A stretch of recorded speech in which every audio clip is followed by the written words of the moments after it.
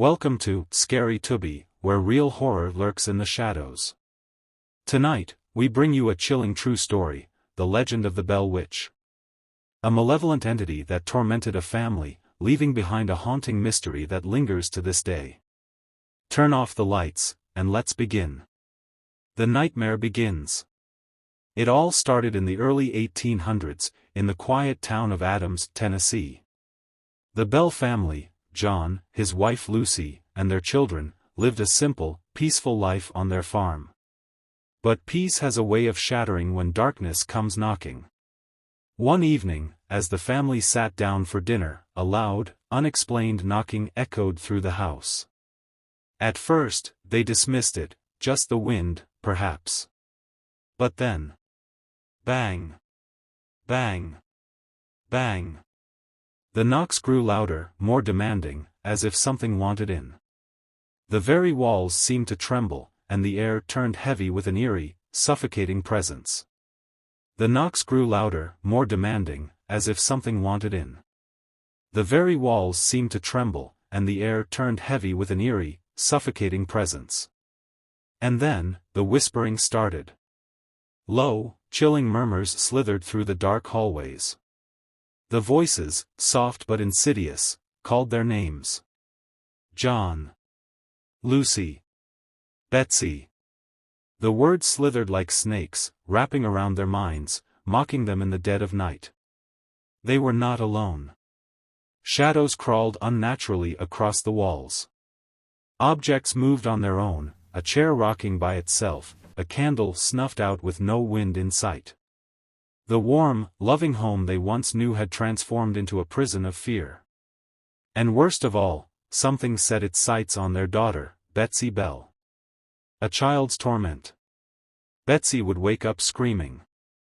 Her body trembled as she sobbed, her voice raw with terror. "It's pulling my hair," she cried. An invisible force yanked her locks with such violence that her head jerked backward. Slaps, hard, brutal slaps, landed across her delicate face, leaving behind angry, red welts. The family watched in horror as their little girl suffered, helpless against the unseen terror that tormented her. But this was just the beginning. The night the witch spoke. Desperate for answers, neighbors gathered at the Bell house. They sat in tense silence, waiting, watching. Then, a voice. Cold. Mocking. Inhuman. It snaked through the air, invisible yet suffocating, dripping with malice. Then, before anyone could move, a chair lifted off the ground and plates crashed to the floor, shattering into countless jagged pieces. The entity was done whispering. It wanted control. Word of the haunting spread like wildfire, eventually reaching the ears of General Andrew Jackson, future President of the United States. Intrigued, he and his men set out to investigate the Bell farm. But as they neared the property, their horses suddenly froze in place. No amount of force could get them to move forward. And then, a blood-curdling scream. A soldier collapsed, his face twisted in agony, his hand clutching his cheek. Something had struck him. Hard. An invisible force had thrown him to the ground as if to warn them. Leave, now. Jackson, his face pale and shaken, turned to his men. By God, he muttered, I'd rather fight the entire British army than face this spirit again. By morning, they were gone. And as they vanished down the road, a chilling, inhuman laughter echoed through the trees. The final act of terror. The Bell Witch wasn't finished. John Bell, the family patriarch, began suffering from violent seizures. His once strong frame withered. His health deteriorated rapidly. Then, one morning, the family made a terrifying discovery. Near John's bedside lay a small black vial, filled with a strange, unknown liquid. No one knew where it had come from. Desperate for answers, they fed a single drop to the family cat. It died instantly. A cold, horrifying realization swept through the room. John Bell had been poisoned. That very day, he was found unconscious, his breath slow, fading, slipping away.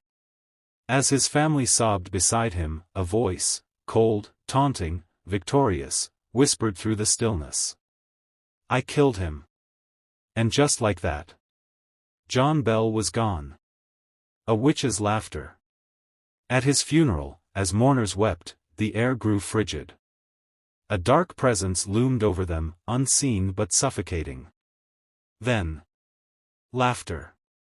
A wicked, disembodied laugh cut through the grief like a blade, sending shivers down every spine. The Bell Witch had won. And then, just as suddenly as it came, it vanished. For years, the Bell House stood in eerie silence.